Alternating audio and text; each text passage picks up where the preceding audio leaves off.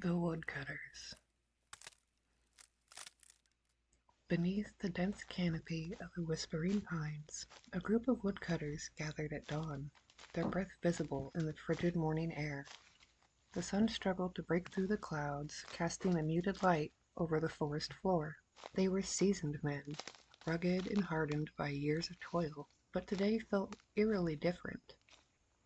A shiver traced its way down their spines, though they dismissed it as a chill in the air. Tom, the foreman, clutched a weathered map that had guided generations of woodcutters before them. "We're off the beaten path this time," he said, squinting at the thin lines drawn on the parchment.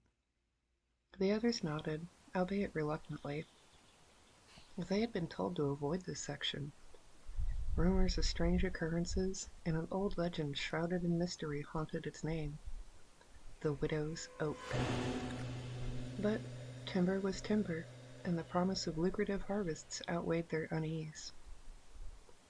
As they trudged deeper into the forest, the trees seemed to lean in, their gnarled branches stretching overhead as though attempting to ward off the intruders. The further they walked, the more oppressive the air felt. The muffled sounds of the forest enveloped them, creating an unsettling silence that felt as though something was watching. After hours of searching, they finally found it. A massive tree, ancient and gnarled, its bark rough and dark. It stood defiantly among the others, its twisted limbs reaching upward like bony fingers. Tom grinned, his axe swinging as he approached. "This is it. This is the one," he proclaimed, the eagerness in his voice drowning out the whispers in the wind. But as the axe bit into the wood, an unsettling rumble moved through the ground, shaking the very air around them. The other woodcutters exchanged anxious glances, their smiles fading as the tree groaned lowly in protest. Tom, undeterred, struck again and again, the sound of splintering wood echoing through the stillness. With one final, mighty blow, the widow's oak shuddered violently before toppling over with a thunderous crash. Debris scattered, and an eerie hush fell over the forest. For a moment, all was still. Then the ground began to pulse, a rhythm as steady as a heartbeat. The woodcutters blinked, confusion and fear mingling in their eyes. They felt the earth tremble beneath their feet, almost alive with rage. And from the hollow trunk of the fallen tree, a thick, dark mist began to seep, swirling like smoke, twisting into forms that resembled faces.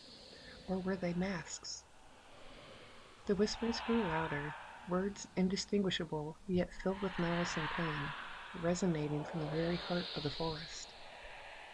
The men staggered backward, terror gripping their hearts as the mist coalesced in the dark figures.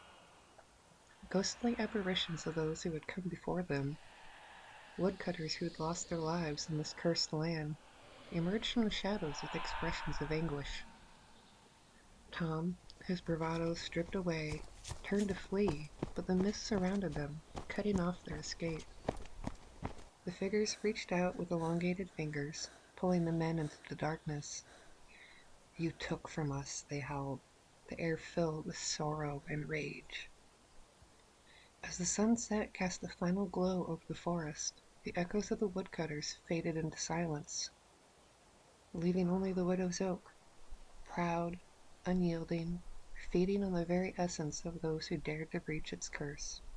And the forest? It whispered on, a dark testament to those who cut the wrong tree.